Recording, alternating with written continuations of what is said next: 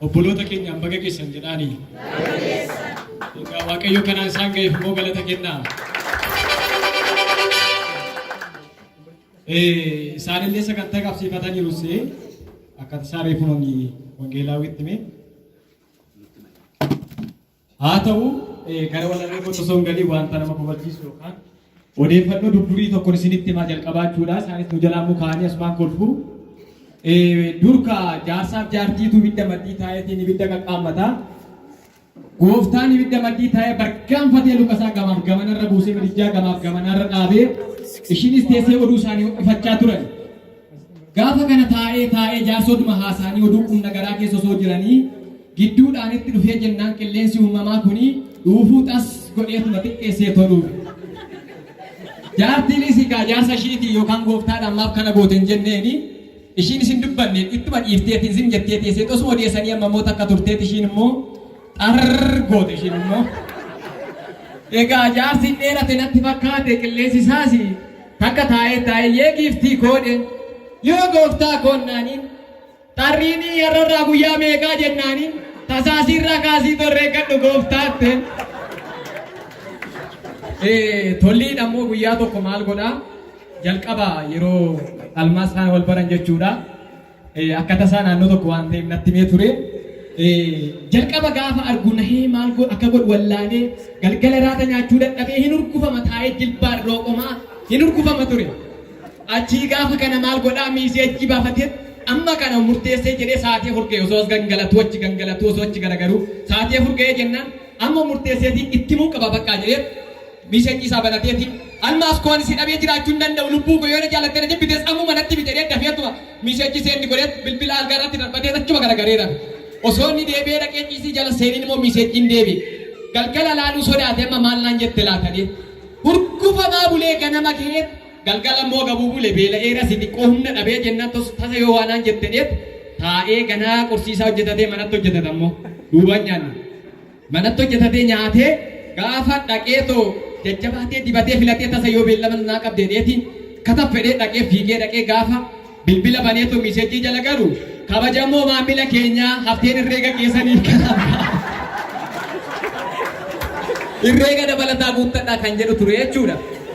Ishiin immoo maal taate seexan isa bichaa miti. Mana barumsaa deemaa jirti basmara kanarra irraan olee. Akka tasaa sa'aatii booddee baratu mana barumsaati jechuudha. Inni ETM'dhaan eessaa fayyadamaa jira? Nigid baankii fuuldura dhaabatee fayyadamaa jira. Amma yaaddeetiin argitee borsaashii qabattee qabaleef duubatti dhagaa jetteetiin amma akkatti birrii harkaa baafattu dhabdee damma kootteen miisejjii barreessitii fi dhokattee duuba kana dhaabattee yoo rafaa jiraatte abjuu kee yoo nyaachaa jiraatte immoo nyaaticha yoo dhugaa jiraatte bishaanicha yoo bo'aa jiraatte mimmaan kee yoo baankii jiraatte immoo birrii isaanii argii jettee jennaan inni immoo gaafa kana ofirra garagaree ilaalee jennaani naannoo kana kan jirre bareeti dafee tekstii baafateeti maaloo bareedduu godhoomnu bashitti beetii seenee reefuu naguu jalqabaa maalan godhareeti.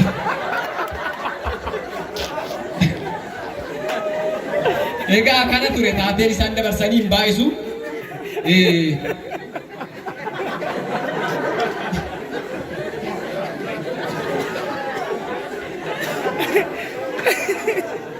Kutaa macaafa qulqulluu keessaa macaafa fakkeenyaa boqonnaa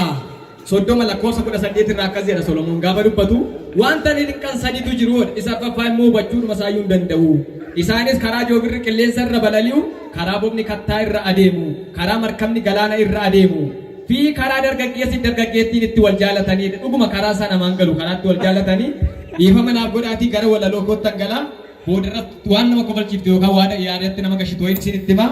Egaa waa'ee magaalaa irratti kan qopheesse dargaggoota waan taataniif gimmaashni galeera gimmaashni jirtu.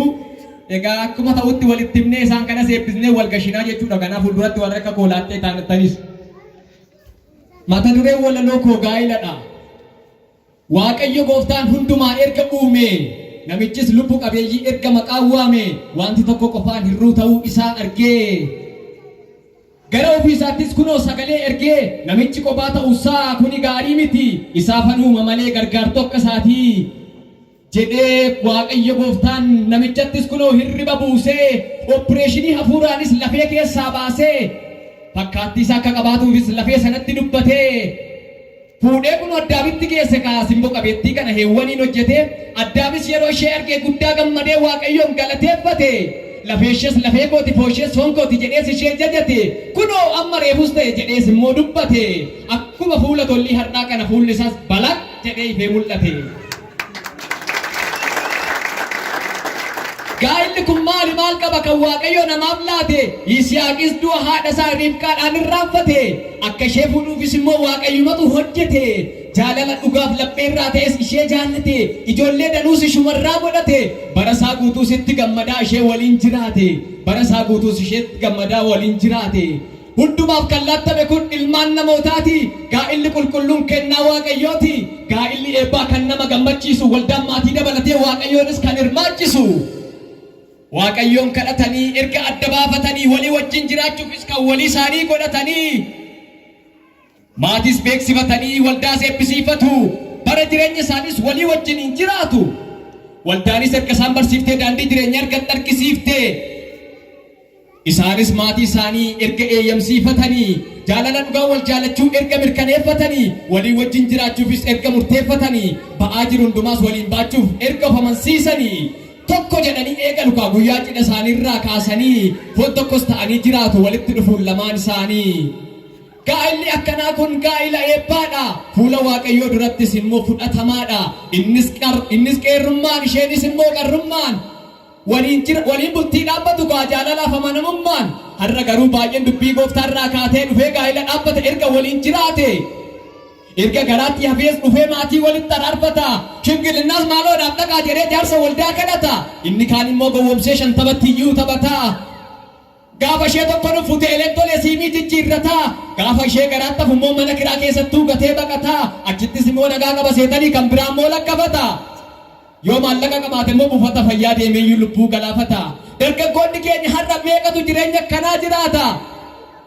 araadummaa godhatee ejja alaanfatee nyaata araadaa of godhaan surree hudduurra galloosee of dhiibaa adeema kaa hudduusaa mul'isee rakkataa tuffata jennaan inni immoo fayyaa tatarsaasee nama akka laammata kaa tafasaa qullaa buusee nama akka laammata kaa tafasaa qullaa buusee guyyaa sagantaa jiru immoo abeet yaa faarfannaa isaa immoo kan raajii gaafachii gadi ba'u garuu bineensuma abajaajii abee yaa faarfannaa isaa keessattuu guyyaa sanbataa wiixata hanga sanbatti xiqqaattoo maagineetti maaltu isa qabataa hunduma lakkafaa oola akka saree maraatu booddee garuu nama tokko kan inni waliin jiraatu egaa kanaayyuu immoo faarfataaf lallabaadha iddoo aarsarra immoo dhaabata osoo dukkanni kun afaan qabaate silaa har'a waa dinqii dubbata meeqatu ruuqa wal dhaabee meeqatu wal dhungata kan maallaqa qabu immoo ejjaafuu siree qabataa dhoksaas dhaabatee gidiraa danuu hojjetaa Waaqayyo silaa ni arga nama immoo baqataa hin callisiinaa yaa dhalootaa hin callisiinaa dubbadhaa yaa dhalootaa nama immoo Waaqayyo sodaachuu dhiisuutu irra ulfaataa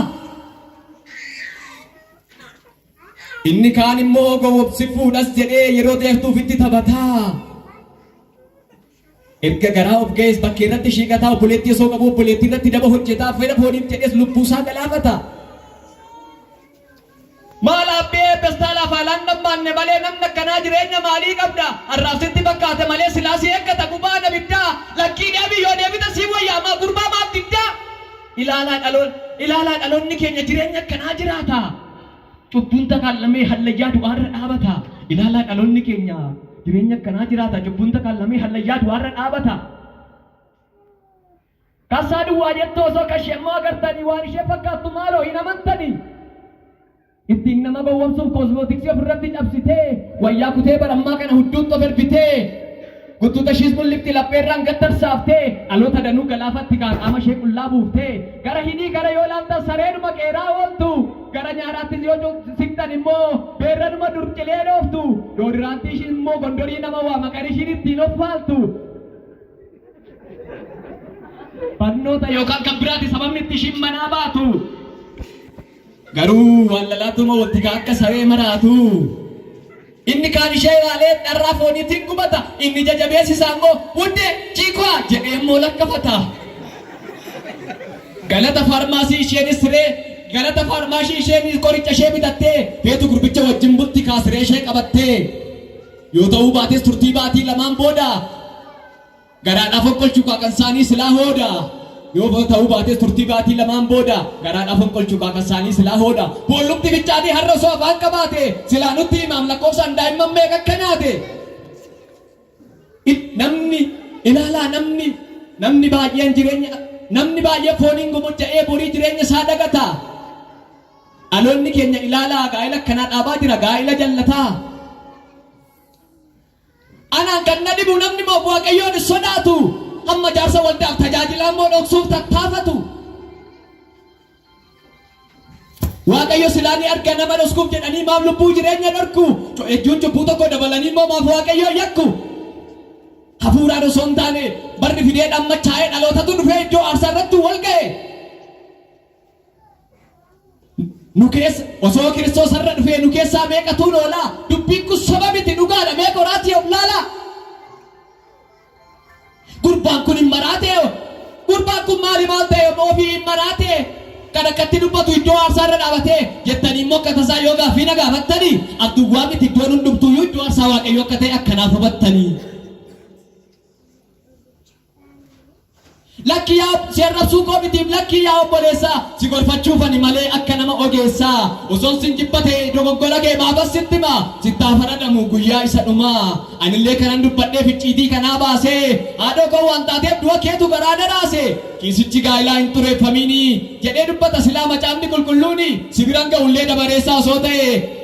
sibiran ga'u osoo ta'e haa ta'u silaa ni dhaqqabda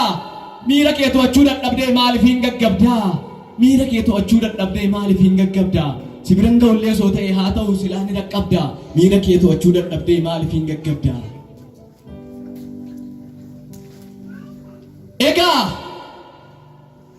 egaa ilaalaa yaa dhalootaa